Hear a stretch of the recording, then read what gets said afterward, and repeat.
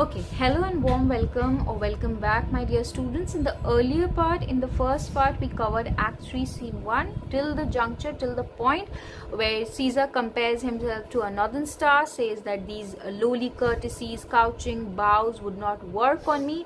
He's saying all of that to Publius Metellus Cimber, who is actually trying to say to Julius Caesar that who's actually trying to persuade Julius Caesar to bring his brother back from exile. Someone was asking, ma'am, what is exile? Exile means when a person is thrown out of the state by a sentence, by a punishment, that you are not supposed to be a part of this country anymore, you are exiled. Okay, so now today we'll be taking forward, we'll be going in detail after what happens. I'll also be repeating the explanation so that you understand it really well.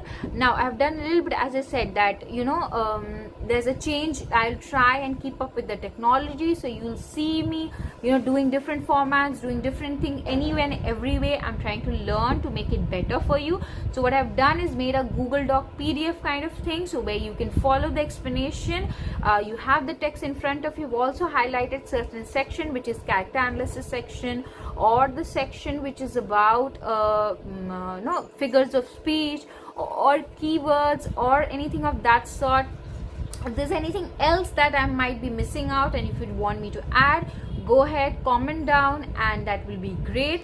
If you like the way I am teaching, if you find it helpful in any way, please do please do share it with your friends. It will be a great benefit to them, because anyway and in every way, if children are getting benefit of education, that's great. That is what it is here. We understand through Julius, that whole republicanism and monarchy, the conflict. Republicanism is democratic and democracy is people sharing out, having equal opportunity. So go ahead, share it out with your friends, be democratic, share it out with your friends. And if you like, if they like it, please do like the video, comment if you want to add something, or if you just want to be appreciative, don't want to blow my own horn here, that is, don't want too much praise here, but if you find it to be good enough for you, please do like it or comment. It will make me happy. As I said, I'm trying to make effort to be here. I'm technologically not so capable, so trying my best to do whatever I can do, but the goal is to make sure that it gets delivered right now. And also it is important for you to understand that to write better answers in ICSE, what do you do? Okay, I'll be making a separate video for that as well. But what is it that you need to focus on? You need to focus on, child, is that it is not going to get covered on one single day. That is not what it is going to happen. But how is it going to happen? How is it going to occur in your life? Because how beautiful it will be that each of you, each individual out there scores really well, scores in 90s in your literature. That will be great. And if you tell me, okay ma'am, I've scored 90 by watching your videos, that will be a huge achievement for me, regardless of anything else. So how do you achieve that? You achieve that by writing answers. We'll go in detail, I'll make a video about it, don't worry about it. But we'll achieve that by writing answers in proper grammar, first of all, because we are writing answers for ICSE. So proper grammar, using proper vocabulary, using proper keywords, and writing whatever our interpretation is of our character, but backing it up with the quotations from the text. All of that is important. I'll also be discussing one sample answer so that gets inside your head. But all in all, what you'd want you to do is to be better writers, be better learners and readers. Okay, happy learning, do it well. And if you do like my video, please spread it with your friends, share it with your friends, spread it across. And bye bye, take care, good night. And very soon I will be uploading another video of Act 3 Scene 1 only. I'm putting short videos of it, so that is like a nugget bit size of information, but you get it inside your head, and then we move on forward. Okay, take care. Explanation, we'll get into the details of it. I think the last part where we stopped was when Caesar compared himself to the northern star, and he said that how in no way I'm going to be moved from my position. I'm no way going to be moved from this. I'm going to remain firm. I'm just like nothing star. If I could, I'm just recapitulating, revising for those of you joining again or joining for the first time. If I could pray to move, prayers would move me, but I'm constant as the northern star. So if I was someone who was used to praying that other people might get persuaded, then I myself might get persuaded by other people's prayer, other people's request. But I am constant as the northern star. This is important, children. Here, as I said, underline this as a key, underline this as a part of your keyword. Keep it here. But I am constant, use it as your keyword. I am constant as the northern star. But I'm sorry, I'm not using my no, what is that called, pencil, the highlighted pencil or whatever. So it's a bit here and there, but this is important, constant as the northern star. Okay, yeah, let's move forward. This is done.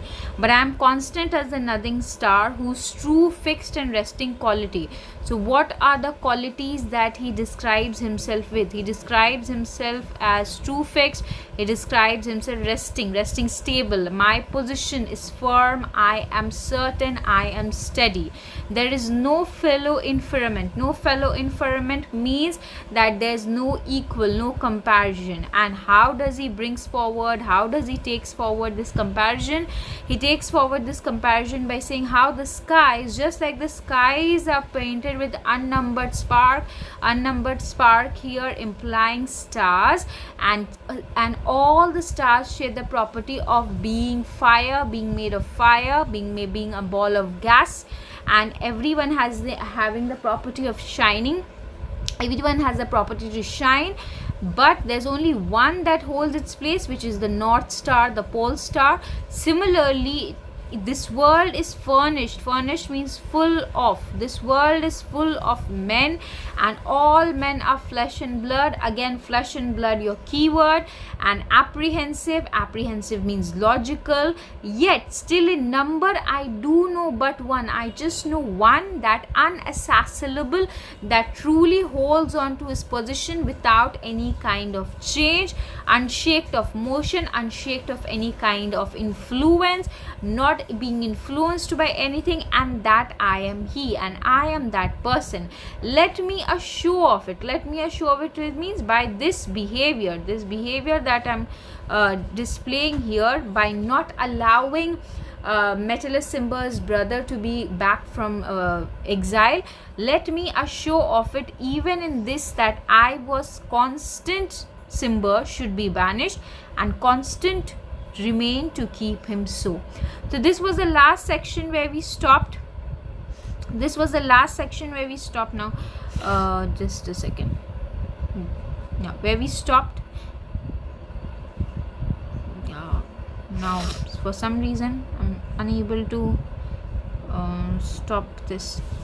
Yes, students, so today we'll continue with Cinna coming forward. So Cinna is coming closer, nearer to Caesar, and he says, Caesar says to him, what? Hence will thou up means will you lift up. Will thou up, will you lift up, will thou lift up will you lift up Olympus. So what is he doing? First of all, which figure of speech? If ICSC tends to give you this question, if ICSC gives you this question, perhaps give you this question, so it is hyperbole. Caesar is exaggerating that, okay, will you go to that level, will you lift up Olympus? Why is Olympus important? Because Olympus, as I've written in my note, is a mountain in Greece where gods supposedly abide, where God supposedly lived, God used to live, or it is said that it is the home of gods. Okay, so will thou lift up Olympus? What are you doing? You'll go to that extent. Decius Brutus. Now Decius Brutus, so slowly and slowly what we can observe, or perhaps try to imagine in your mind, that what we can see is that Decius Brutus is doing what? Decius Brutus, and then we have Cinna. So slowly and slowly the conspirators are encroaching Caesar. They're coming closer to Caesar just so that they can surround him and then stab him while he's distracted in all of this. Decius Brutus coming forward, great Caesar, doth not, and he's kneeling, so he says doth not before he could complete his sentence. What did Caesar respond? Caesar says doth not means does not. Brutus, bootless kneel. Futility is not there in your book, it's a meaning that I've added. So doth not Brutus bootless kneel, was not, did not Brutus uselessly kneeled, was not Brutus's kneeling useless. If Brutus's kneeling did not work on me, if Brutus's kneeling down did not work on me, then how could anyone else's, Brutus being my beloved, if that did not work on me, then how would anyone else's behavior would work on me, anyone else's gestures would work on me, right? So again, all of this shows before Caesar dies what kind of character can be observed of Caesar. The character that we can see, the character analysis that we can present of Caesar is Caesar being overconfident, Caesar having high self-esteem, Caesar taking himself, considering himself in a great light, considering himself, has a high opinion of himself. All of that is there. How do we know that? By his comparison with Northern Star, when he says he's not going to be moved by lowly couchings and courtesies, all of that, and also the fact that how even Brutus being my beloved cannot persuade me. Okay, Casca coming forward, speak, hands for me, and Casca is coming forward, speak. Okay, Casca is coming forward, speak, hands for me. So everyone is surrounding and coming closer to Caesar, and this is the juncture. First Casca, then conspirators, then finally Brutus. They do what? They stab Caesar. And before the last moment, before the Caesar actually died, what does he say? Very famous line. We often use this when we are referring, in a funny manner. We often mock our friends and we say, "Et tu brute," like you too, how could you do this? So, "Et tu brute," then falls Caesar. If you have done this to me, so more than the injury, more than the wound, more than the physical stabbing, what actually brought the downfall of Caesar was at the last moment Caesar getting betrayed by his beloved friend Brutus. Et tu brute, then fall Caesar. If you too, Brutus, can do it, then Caesar has definitely fallen. So his, the shock that he get at that last moment, shock at what? Shock at being betrayed by his friend, is the main component for us to remember, to keep it in our minds. Okay, and then immediately, so this is the response of the conspirators after Caesar has been assassinated, after Caesar has fallen. Liberty, freedom, tyranny is dead, run hence, proclaim, cried about the streets. So they are exuberant means they are joyous, that we are free, our liberty is there, we are free, tyranny has died, we'll go about, we'll proudly declare.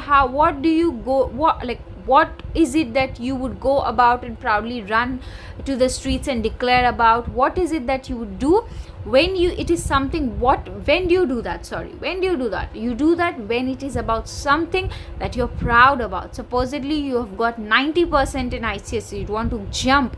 One of my students, I think this was 2024 or 2023, and she scored 99 or something, 97 or 99, and she was like literally dancing and lancing, and also she started crying because she could not believe her eyes. So that is what you do, right? When it's something that you feel too proud to be proud of, right? Then what do? You want to go ahead and declare it into everyone, anyone and everyone. So that's what he's saying, no? Run hence, proclaim, cried about the streets. And that's why Shakespeare has added all those exclamation marks. Cassius, some to the common pulpit, common stage, and cry out liberty, freedom, and enfranchisement. Enfranchisement coming from the French word franchisement, free right to vote. You must have studied this in your civics as well.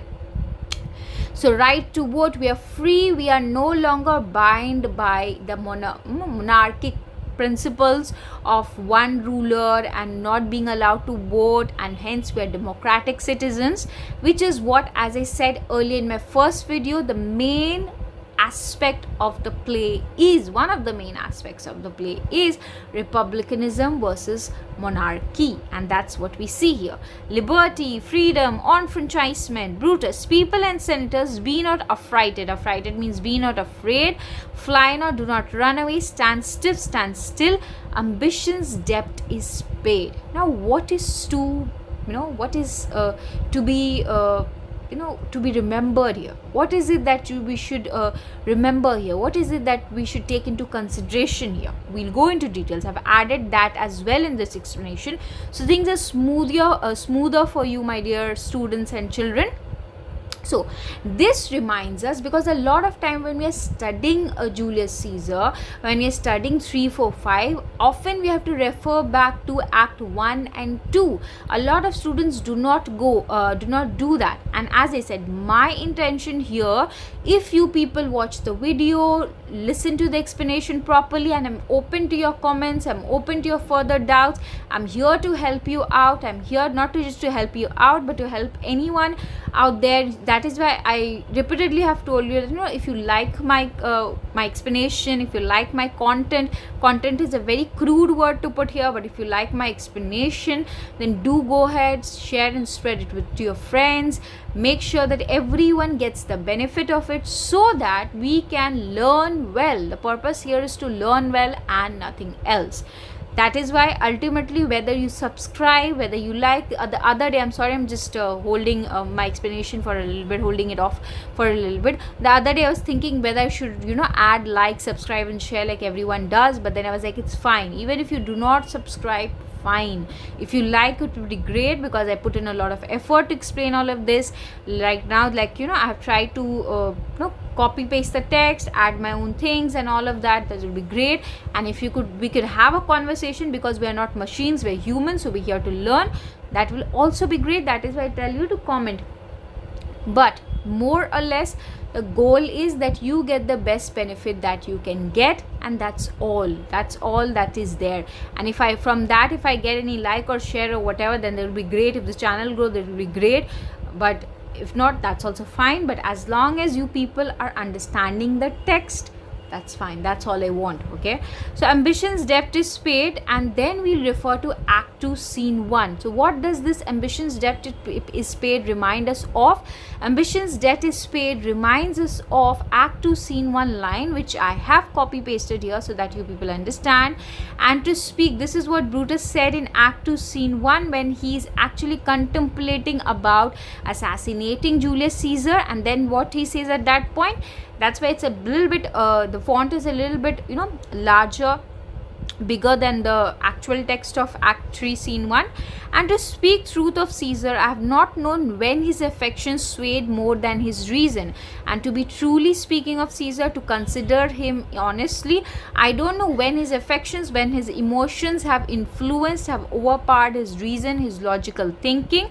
But what I think is, what his opinion is, what was Brutus's opinion, and this opinion is important. Why are we studying Act 2 Scene 1? You might say, ma'am, why are we studying Act 2 Scene 1? We are already done and dusted with that. The reason we're studying is because it is this principle,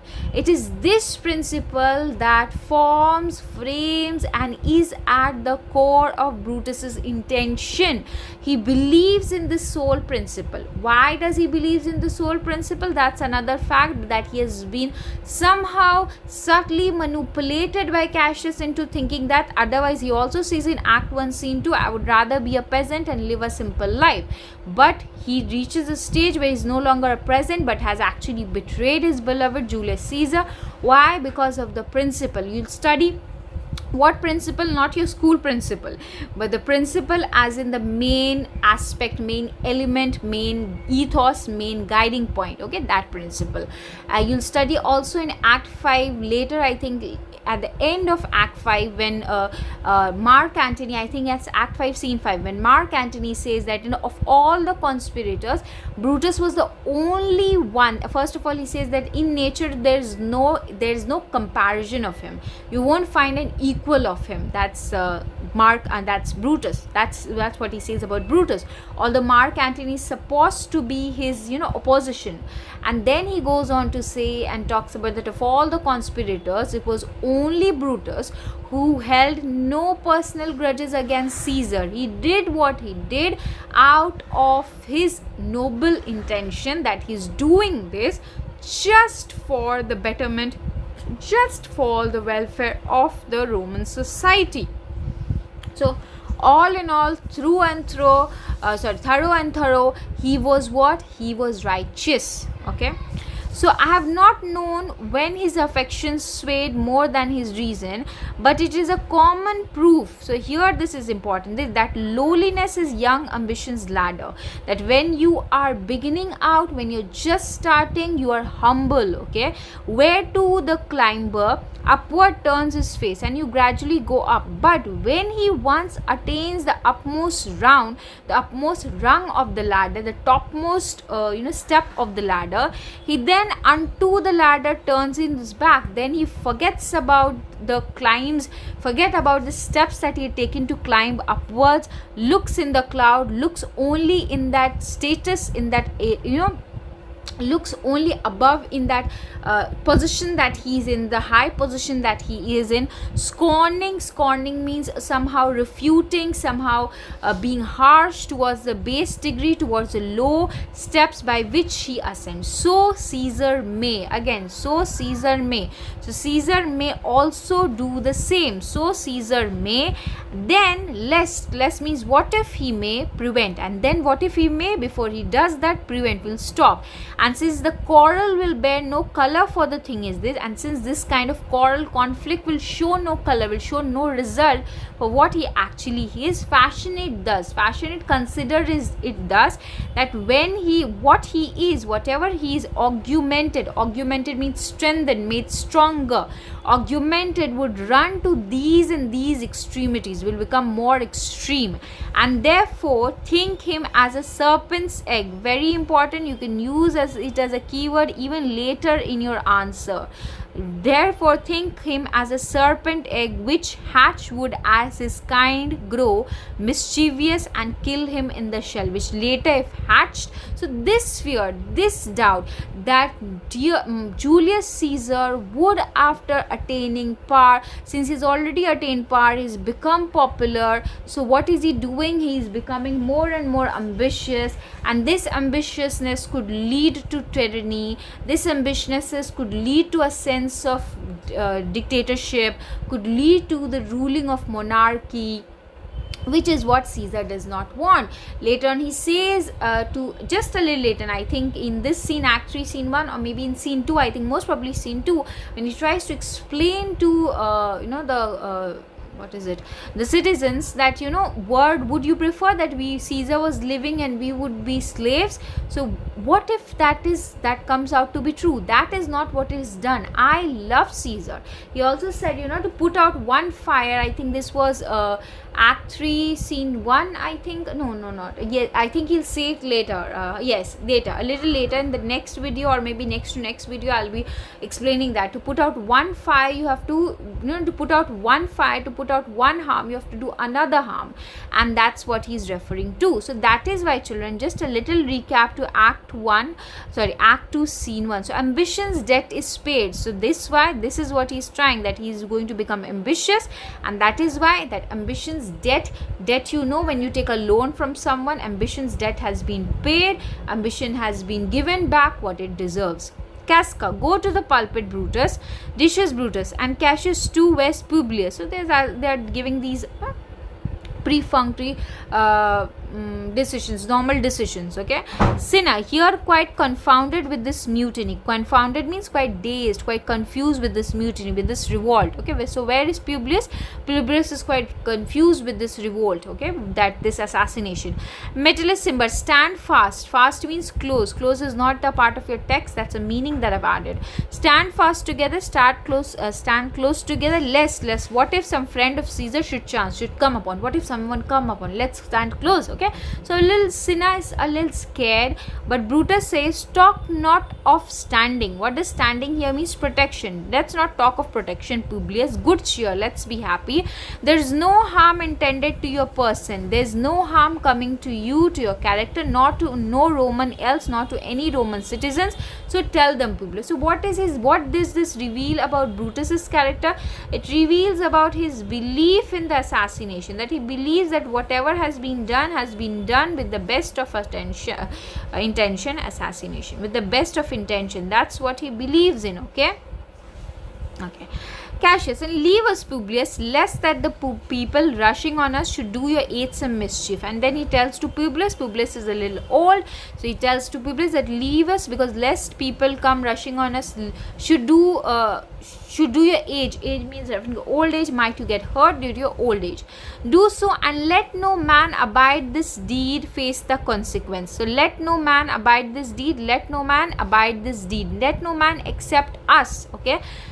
Except us, face the consequence of the deed. Abide this deed means face the consequence. So let no man abide this deed. Meaning of abide this deed is face the consequence. Face the consequence is not there in your text. Do so, and let no man abide this deed. Let no man face the consequence of this deed. And what does this reveal when he's saying, but we the doers? So only us, the people who have committed this crime, only we will face the consequences of it. Only we will face the suffering of it, if there's any suffering. So what does this again reveal to us about Brutus's character? The sense of righteousness. That's why I was telling you just a little earlier, I was telling you that. And hence nobility is a noble character. Why? Because only we have done the wrong, then we are going to take the blame for it, no one else. Re-enter Trebinus. Cassius, where is Antony? Trebinus fled to his house amazed. Men, wives and children cry out and run as it were doomsday. Doomsday, end of the day, end of the earth, end of the time. Okay. So what does this shows to us? This shows the immediate effect of assassination. What has been the immediate effect of assassination? That people are amazed. It's a sense of chaos, and Mark Antony has fled to his house. Okay. Brutus, fates. We will know your pleasure. Now before we go to the explanation, fates is personified here. Who are fates? Basically not one single person, singular noun, but plural. Fates are three goddesses of destiny. Okay, so goddesses of destiny, three sisters who are goddesses of destiny, and here he's personifying them, calling out to fate. Fates, we'll know your pleasure. Pleasures means plan. That we shall die, we know that we are going to die.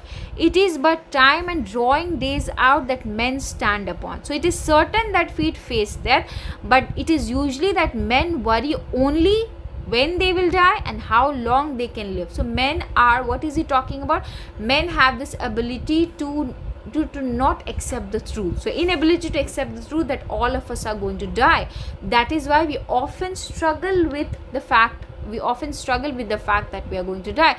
Fates, we know your pleasure, we will know your plans, and we know that we are going to die. But as being men, as being human, the aspect of death is often quite threatening to us. We often feel threatened by it, and men, although it's a universal fact, it's a fact that's it's universal, it's given, it's certain, but it's only, men face death, but it's certain that all of us are going to die, but men only worry when they will die and how long they'll live. That's the two thoughts. So they are unable to accept the truth of being mortal.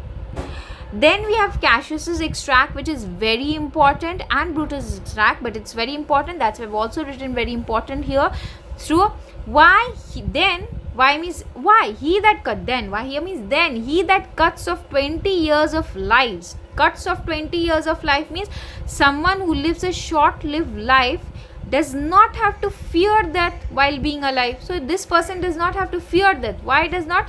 He that cuts off 20 years of life, that is someone who lives a short-lived life, so he does not have to fear death. Why? Because he cuts off so many years of fearing death. Someone who lived a short-lived life, a small life, this person does not. Someone who lives a small life, someone who lives for a couple of years only, this person is almost free of thinking, free of that kind of existential thought about death.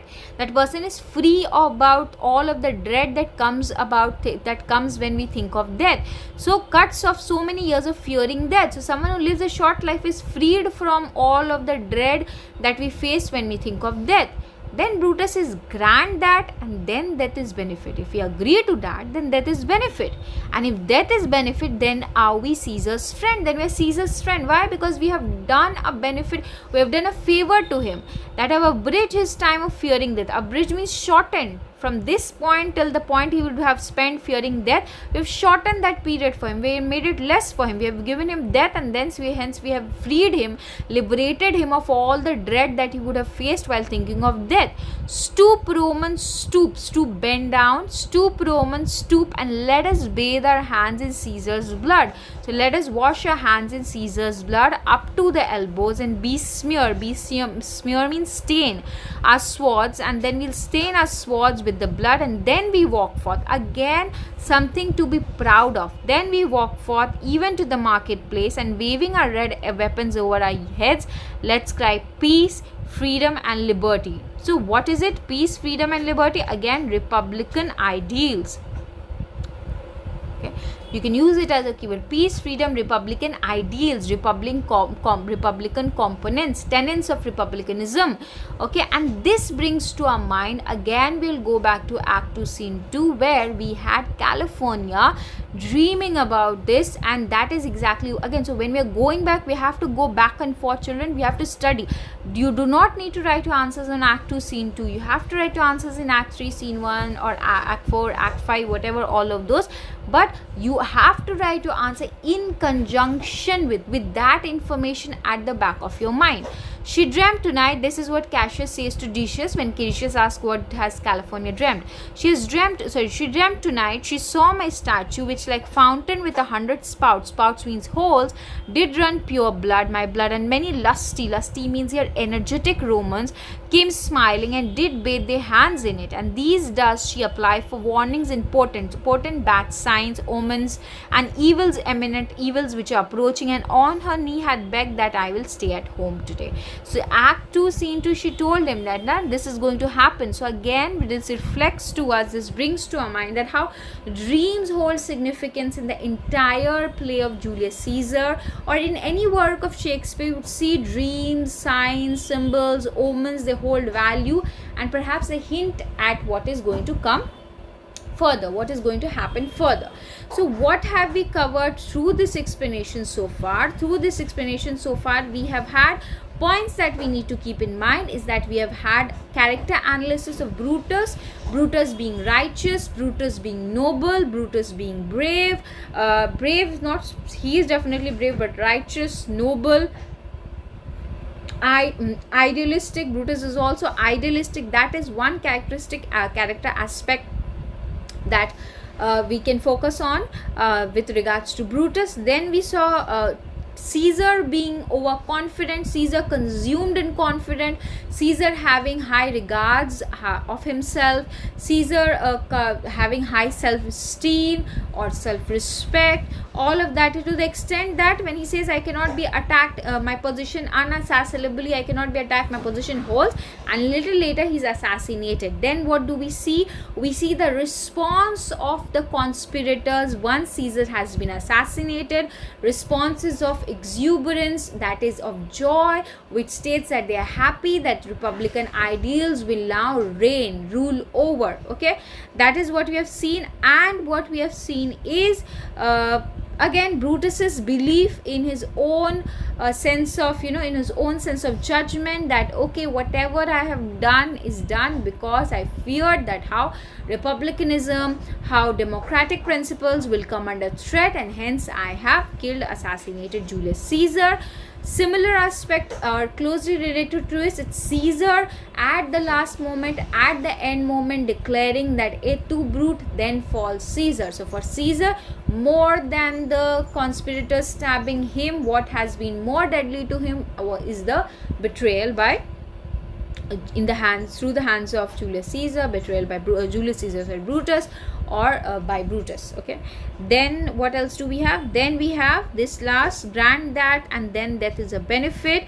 We have, and we have somehow, if death is something that actually if someone lives a short-lived life, and by living short-lived life they are exempted of, they're freed of all of this dread that one has about death, then we have given a benefit, we have done a favor to Julius Caesar.